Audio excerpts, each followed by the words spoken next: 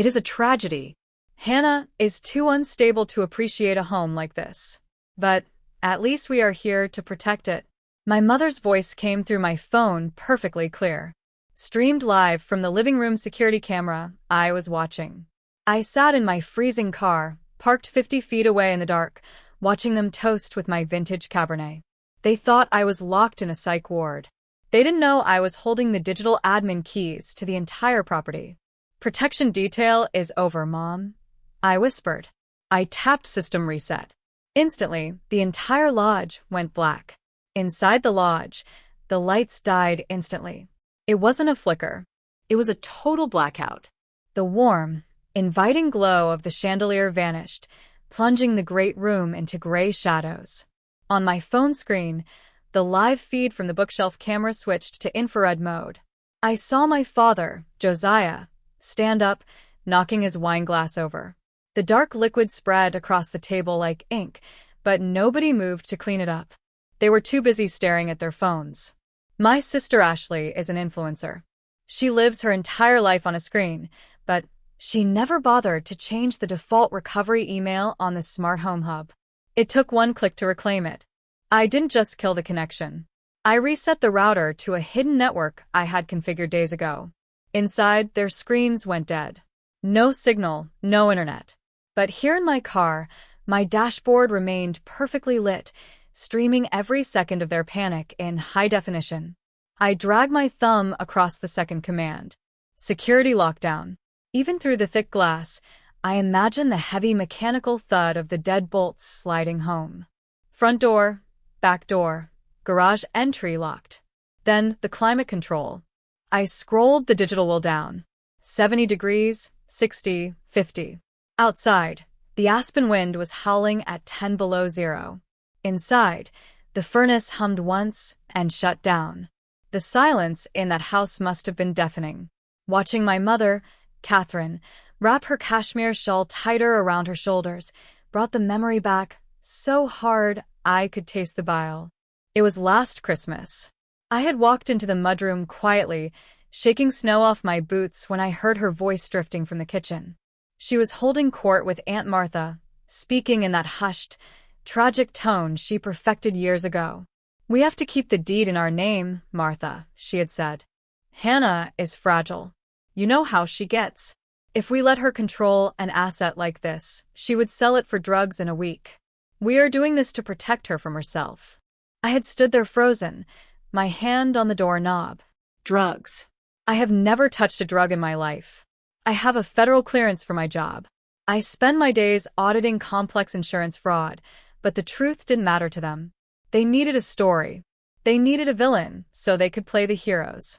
They murdered my reputation to justify stealing my property. They turned me into a junkie ghost story just so they could feel righteous about living in my lake house. That memory burned hotter than the heater I had just killed. On the screen, I saw Ashley holding her phone up to the window, desperately trying to find a bar of service. It was useless. The lodge was built with thick stone and reinforced glass. Without the Wi-Fi bridge, it was a Faraday cage. They were trapped in the dark, in the cold, with no audience left to perform for. I adjusted my seat warmer and took a sip of coffee. They wanted to protect the house from me. Fine. Now they were locked inside it, and I was just getting started. Inside the lodge, the panic was starting to find a rhythm. I watched on the infrared feed as my father, Josiah, slammed his hand against the wall panel for the thermostat. Nothing happened. My sister, Ashley, was holding her phone high in the air, walking in circles like she was trying to catch a satellite signal with a butterfly net. They looked confused, annoyed, maybe a little scared, but they didn't look guilty. Not yet. They made a critical error when they targeted me. They forgot what I do for a living. I am a senior fraud investigator. I don't just look at spreadsheets. I look at behavior. I track the microscopic tremors in a financial timeline that screamed theft. When I finally turned that lens on my own life, the picture was crystal clear. I opened the file on my passenger seat just to remind myself. It was heavy. $45,000 in credit card debt. Opened in my name, signed with a forgery, so lazy it was insulting. That was Josiah. He needed bridge loans for businesses that never existed. Then there were the withdrawals. $12,000 every single month, siphoned from the trust my grandmother left me. My mother, Catherine, labeled them management fees. She was managing my money right into her closet. For years, I let it happen. I told myself it was normal to help family. I told myself I was being generous, but I wasn't being generous. I was being slowly boiled alive. People always ask, why didn't you leave sooner? It is the frog in the boiling water. You don't notice the heat rising until your skin is already peeling. For me, the water boiled 2 years ago. I was driving home in the rain, exhausted from a double shift. I hydroplaned. The car flipped. I woke up in the emergency room with a concussion and a shattered collarbone. The pain was blinding, white, and sharp, but the conversation with the billing nurse hurt worse. "I am sorry, Hannah," she had said, looking at her clipboard. "Your health insurance was canceled last month for non-payment." I lay there strapped to a board, trying to process it. I sent my parents the premium money every month. I had never missed a transfer. It wasn't until weeks later that I found the bank trail. They had diverted the insurance money to a dealership deposit. Ashley wanted a new Range Rover for her brand image, and my safety was the down payment. But that wasn't the moment I broke. The moment I broke was 10 minutes later in that hospital bed. My phone buzzed on the plastic tray table. I reached for it, my vision swimming, expecting a message from my mother asking if I was alive. It was a text from Josiah. "What is the code for the wall safe again?" The battery died. "No, are you okay?" "No, we are coming." Just a demand for access. I stared at those gray bubbles on the screen until the tears stopped coming. I realized then that I wasn't their daughter. I was a resource. I was a host, and they were the parasites, and they would feed until there was nothing left of me but a husk. I looked up from the file in my lap. On the screen, Josiah was pacing. He was wearing his expensive coat, the one he bought with my credit line. He looked angry. Good. He should be. I had spent 2 years planning this night, documenting every theft, every lie, every forged signature. I wasn't the daughter who lay in that hospital bed anymore.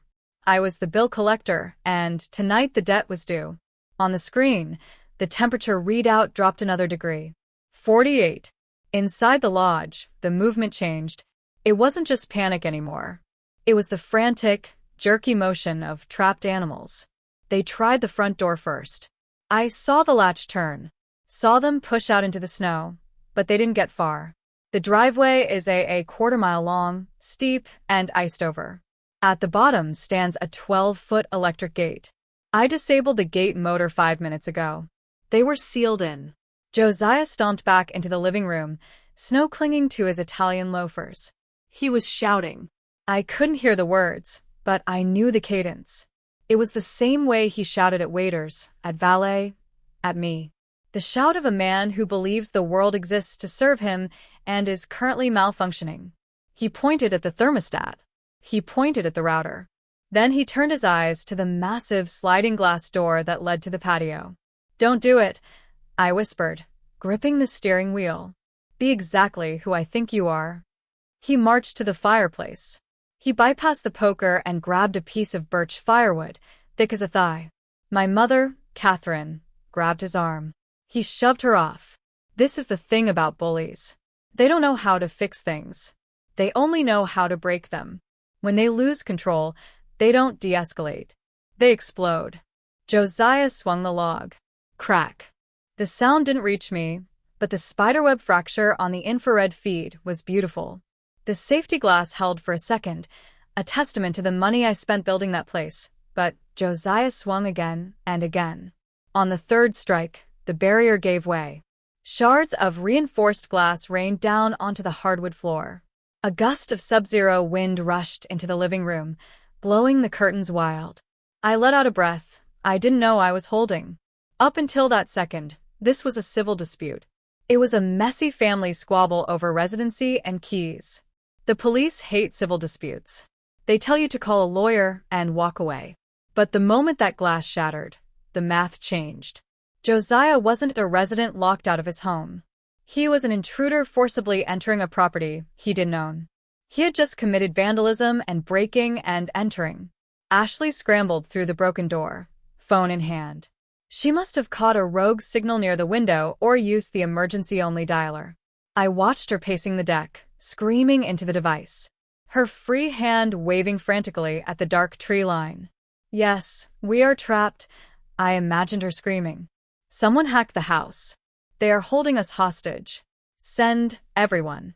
She thought she was saving herself. She thought she was the hero of her own survival movie. She had no idea she was the star witness for the prosecution. She was inviting the police right into the trap I had set. And she was doing it with a felony record of the call. I started the engine. The heater kicked on, blowing warmth over my frozen fingers. It was time to go meet the guests. The blue lights cut through the aspen darkness, like a strobe light. 2 patrol SUVs crunched up the icy driveway, their tires slipping on the grade I hadn't salted. Inside the lodge, the relief was immediate and pathetic. The moment the siren stopped, my mother, Catherine, ran out the front door, the one that was still locked, forcing her to scramble through the shattered patio glass like a burglar. She waved her arms at the officers, wrapping her shawl tight, playing the damsel in distress role she had perfected over 30 years of marriage. "Thank God," she screamed, rushing toward the lead deputy. "We are under attack. Someone hacked the system. They locked us out in the cold." Josiah followed her, trying to look authoritative despite the snow soaking his socks. "Officer, I want a full report filed. This is cyber-terrorism. We have been held hostage in our own home." I picked up the black binder from the passenger seat. It weighed 4 pounds. It felt like a brick. I opened my car door and stepped out into the wind. The cold hit me instantly, biting through my coat, but I didn't shiver. I walked down the driveway, my boots crunching loud enough to make the deputy turn his head. "Ma'am, stay back," the officer shouted, hand resting near his belt. "We have a disturbance call." "I know," I said, my voice cutting through the wind. "I am the one who locked the doors." Catherine froze, her head snapped toward me. For a second, she looked like she was seeing a ghost. Then her face twisted into that familiar mask of pity and condescension. "Hannah." She turned to the officer, lowering her voice to a stage whisper. "Officer, this is my daughter. She is having an episode. We have been trying to get her help. She must have done this. Please be gentle with her." The officer relaxed, his shoulders dropping. He let out a sigh that puffed white in the air. "Okay, folks. Let's calm down. This sounds like a civil dispute. If you have keys, let's just—" "It is not a civil dispute," I said. I didn't yell. I didn't plead. I walked right past my mother and handed the binder to the officer. He frowned, looking down at the first page. It was a certified, notarized copy of the warranty deed. "My name is Hannah Cross," I said. "I am the sole owner of this property. These people are not tenants. They are not guests. I revoked their access 3 hours ago." The officer flipped the page. He saw the time-stamped log of the admin reset. He saw the copy of the text message I sent Josiah a week ago. "Do not enter my property again. Officer, look at the patio." I pointed to the jagged hole in the glass where the heat was escaping. That man just smashed a reinforced window to force entry into a home he does not own. That isn't a family squabble. That is breaking and entering. Josiah stepped forward, his face purple. "Now listen here. I paid for this house. I put it in her name for tax purposes. She is mentally unstable." "Tax purposes?" The officer looked up from the binder. His eyes were different now. The boredom was gone, replaced by the cold calculation of law enforcement assessing a suspect. "Sir, do you have any proof of ownership? A deed? A utility bill in your name?" "I have a lease," Josiah sputtered, patting his pockets frantically. "We signed a lease 3 years ago. It is in my safe." "A lease?" I repeated. I looked at the officer. "Ask him to show it to you." Then I turned to tab 3. The trap had just snapped shut. The officer took the document Josiah pulled from his briefcase, a crisp, pristine lease agreement dated 3 years ago. It looked official. It had signatures. It had a notary stamp. To the untrained eye, it was a get-out-of-jail-free card. See? Josiah smirked, his confidence returning like a bad habit. We have a valid lease. This is a civil matter. Tell her to unlock the door before I sue her for illegal eviction. I didn't argue. I didn't interrupt. I just watched. The officer read it. He looked up, wavering. This was the moment the system usually fails victims. A piece of paper, even a fake one, creates reasonable doubt. And the police walk away. Officer, I said, my voice flat. Please look at the bottom right corner of that page. Do you see the faint yellow dots? The officer squinted. What machine identification code? I said. Every color laser printer leaves a microscopic tracking pattern. It tells you the serial number of the printer and the exact time the document was created. I opened the binder to tab 3, the lease Josiah claimed proved ownership. The same one he had emailed his lawyer yesterday. Beside it sat the forensic report I'd ordered overnight. That lease wasn't printed 3 years ago, I said. The yellowed metadata shows it was printed yesterday morning at 10:42 on the HP laser jet in my father's home office. Josiah went pale. It's a reprint, he blurted. We lost the original. A file created yesterday, I asked. And the ink is fresh. If it's 3 years old, why didn't it exist until 24 hours ago? The officer's expression hardened. Sir, he said, stepping closer. Do you have any other proof of residency? It's inside, Josiah shouted. There's more, I said, turning to tab 4. My sister Ashley says she lives here, right? I do, she screamed. Yes. While collecting state rental assistance, I handed over the documents. For 18 months, she claimed to be a low-income tenant paying rent to a landlord who doesn't exist. $24,000 in fraud. The officer compared the forms to the lease. You can't be a homeowner and a subsidized renter, I said, looking at my father. So, either the lease is fake or your daughter committed wire fraud. Which is it? There was no escape. Dispatch, the officer said into his radio. I need a supervisor. Possible forgery and fraud. He cuffed Josiah. Ashley didn't cry. She watched, panicked, then lunged for my coat. She has drugs, she screamed. Search her. The officer pulled a small bag of white powder from the pocket. My family relaxed. They thought they'd won. I pulled out my phone. There's a camera in that planter, I said. Here's the live feed on screen. Ashley reached into her bra, stuffed the bag into my coat, then turned to scream. The officer watched twice. You're under arrest, he said, snapping cuffs onto her wrists. Catherine stood frozen as both her husband and daughter were led to separate cars. Get off my driveway, I told her. The tow truck arrived next. Josiah's tags were expired. The Lexus was hauled away, leaving her stranded in the snow. I walked inside, boarded up the shattered door, poured myself a glass of wine, and opened the folder labeled Case 894. Family, 3 years of evidence. I dragged it to the trash.